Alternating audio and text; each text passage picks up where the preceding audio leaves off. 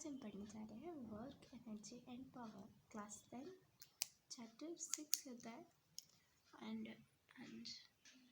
हाँ, work done is equals to force into direction moved in the direction of the force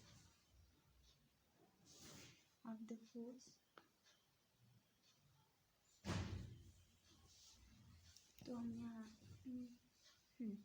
तो work done होता है हमारा is equals to force into direction moved in the direction of the force. तो हम यहाँ पढ़ेंगे work done by constant force.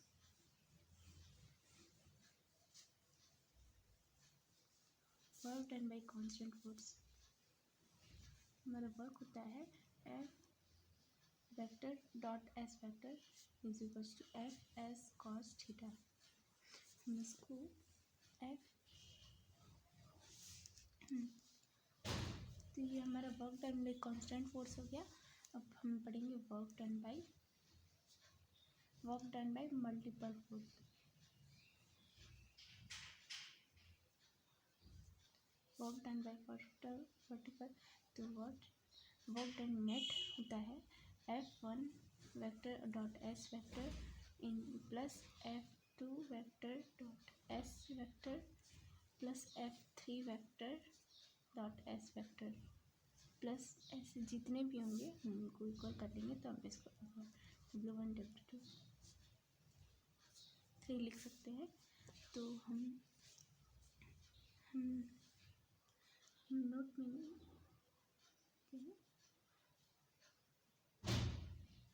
Work done by force में भी पॉजिटिव हो सकता है, निगेटिव हो सकता है एंड ज़ीरो, हम तीनों ले सकते हैं। ये कई सारे जेई मेन और नीट में पूछता है क्वेश्चन। तो हम इसे पॉजिटिव, निगेटिव एंड ज़ीरो ये तीनों हो सकता है। ये बहुत इम्पोर्टेंट है, आप इसे ध्यान में रखते जाएंगे। तो हम अब work done by variable force देखते हैं and work done by variable force.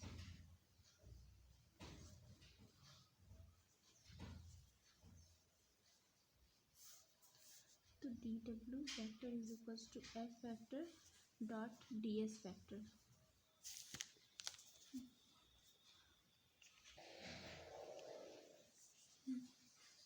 Total work done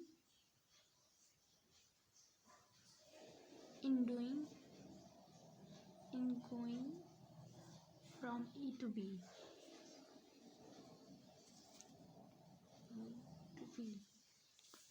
तो work done A to B is equals to integration लगा देंगे A से B तक F vector dot DS vector is equals to हमारा हो जाएगा integration A to B FT cos theta, क्योंकि हमने पढ़ा था F dot S vector is equals to F S cos theta होता है। तो हम यहाँ F dot D S vector is equals to हम लिख सकते हैं F D cos theta E to B। इसके आगे भी आप डिफ्रेंशिएट कर सकते हैं, हम यहीं तक कर लेते हैं।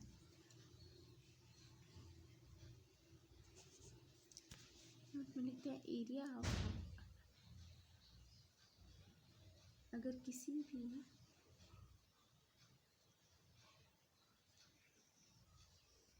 भी ग्राफ का हमको वर्क डन फाइंड करना है तो हम यहाँ ध्यान देंगे कि यहाँ एफ वेक्टर होगा एंड एस वेक्टर होगा, तभी आप एरिया फाइंड करोगे। मतलब जैसे मान लो ऐसे दिया है फिगर में, तो इसका हम एरिया फाइंड करेंगे तब हमारा वर्क डन निकल जाता है। यहाँ एफ और एस के बीच में ग्राफ दिया हो तभी होता है। ये भी बहुत इम्पोर्टेंट है, जेई नीट में पूछा गया है क्वेश्चन। हर एक बार एक क्वेश्चन इससे ज़रूर आता है, तो आप इसे ज़्यादा ध्यान देंगे। एंड एप्लीकेशन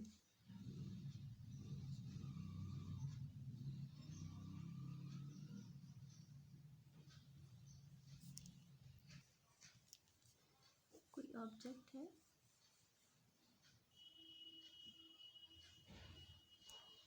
जो एम मास का है, वो एक्सक्लरेशन से नीचे आ रहा है, ये एक्सक्लरेशन से, एंड उसका फोर्स होता है एम ए, एंड उसकी भार का जो मास का जो वेट होता है नीचे, वो एम जी कार्य करता है। तो हमारा यहाँ वर्क डन हो जाएगा M into G plus A to H height से है, तो M weight into G height.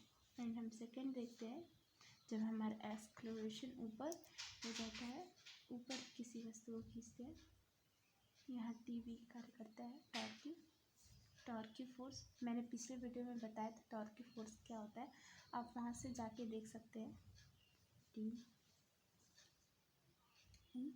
नीचे हमारा जी, और ऊपर एक्सक्लरेशन से जिस वेलोसिटी से जाएगा वो ई एक्सक्लरेशन से जाएगा ऊपर, हाँ नीचे यहाँ M A force M A कार्य करेगा, तो वर्क डन हो जाएगा एम टू जी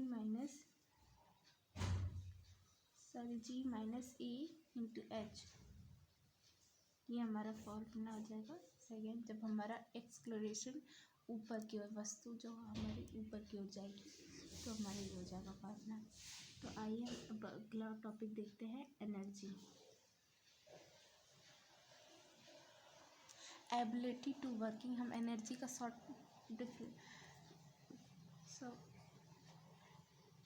में कह सकते हैं एबिलिटी टू डू वर्क, वही हमारी एनर्जी होती है। तो एक होता है, दो पार्ट में मैंने इसको इस दो पार्ट में डिवाइड किया गया है, kinetic energy and potential energy.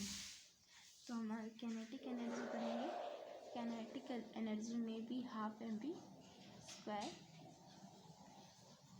और हम इस तरह भी कह सकते हैं पी अपॉन 2m, जहाँ p है लीनियर मोमेंटम में हम लिख सकते हैं। मेरी राइटिंग बहुत गंदी है लेकिन ऐसे, तो फिर हाँ, kinetic energy is equals to half M V square is equals to P square upon 2m। ये हमेशा लीनियर मोमेंटम पे डिपेंड करता है। अगर हमारा ये लीनियर मोमेंटम नहीं होता है तो यहाँ कोई भी काइनेटिक एनर्जी नहीं रहेगी। तो इसलिए मैंने ये भी बहुत है, अच्छा होता है, इसे आप याद रखेंगे। आइए फिर पोटेंशियल एनर्जी, किसी भी दो ऑब्जेक्ट के बीच U2 C1 equals to minus हो जाता है, तो dot D R equals to W। हमेशा हम इसको W माइनस कर जाएगा, देन हमारा हो जाएगा W is equals to R1 से R2 F vector dot DR vector is equals to W। हम ये भी, इसमें भी can be potential energy can be positive, negative and zero, ये तीनों हो सकता है, पॉजिटिव, नेगेटिव एंड ज़ीरो। ये किस पे डिपेंड करता है, depend on force variable, force of reference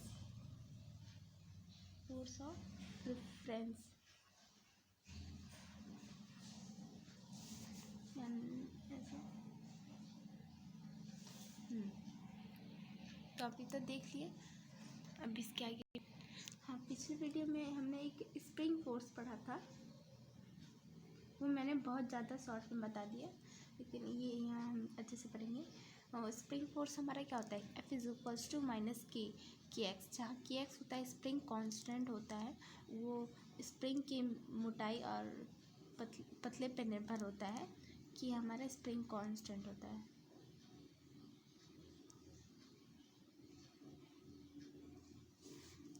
then W is equals to हो जाएगा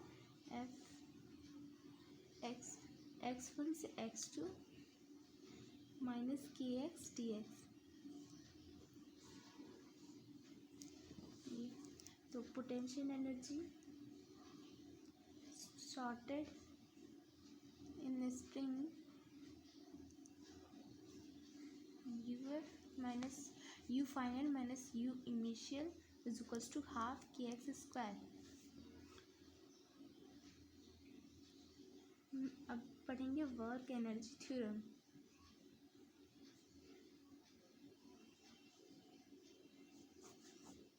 Work energy theorem. Work done by all force acting on a body equals to change into its kinetic energy.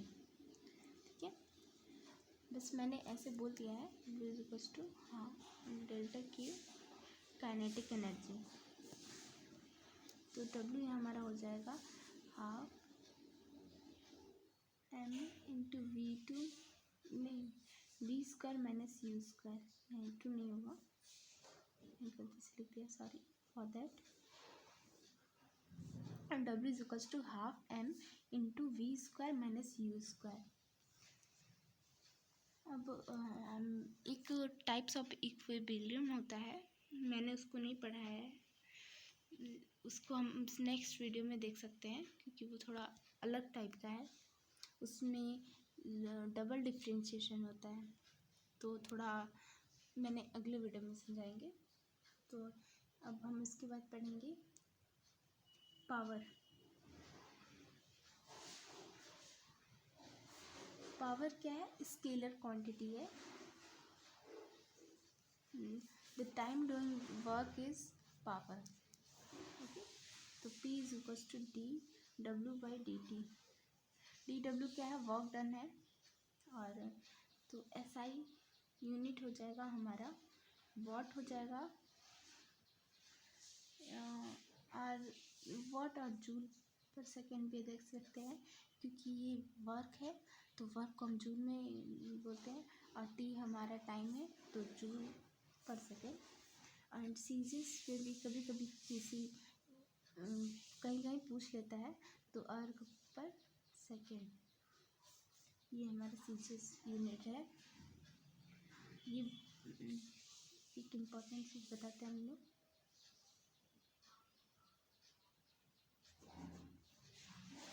अगर कोई circle है जिसका radius r है तो यहाँ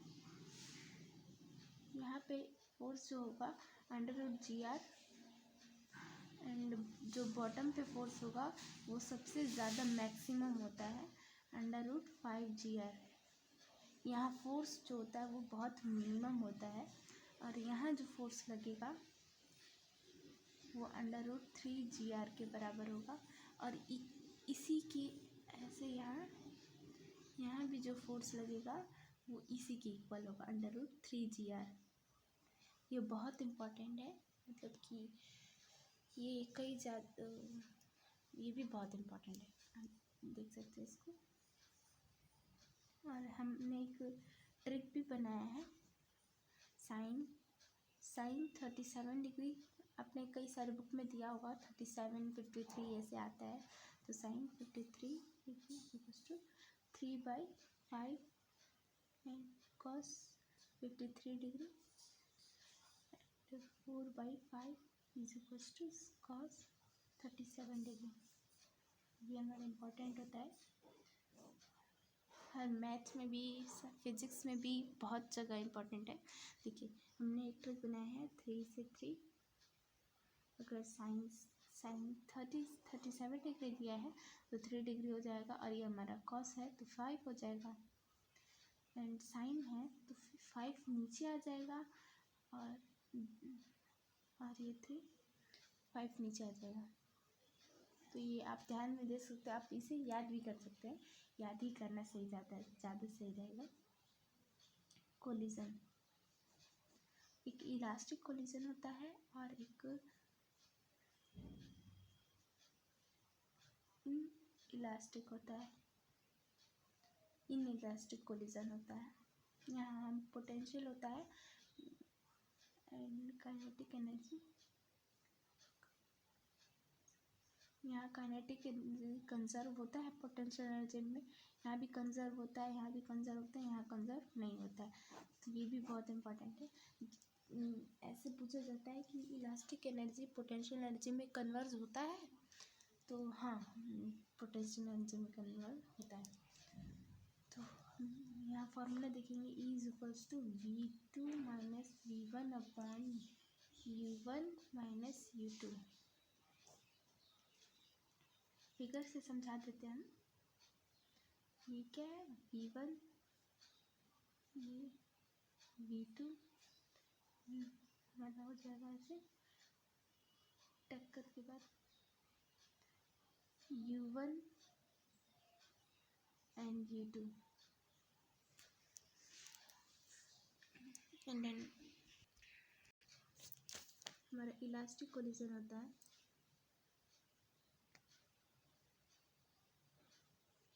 elastic collision V1 is equals to M1 M2 upon M1 plus M2 into U1 plus 2M2 upon M1 plus M2 into U2 and V2 is equals to होता है 2M1 M1 plus M2 into U1 plus M2 minus M1 upon M1 plus M2 into U2।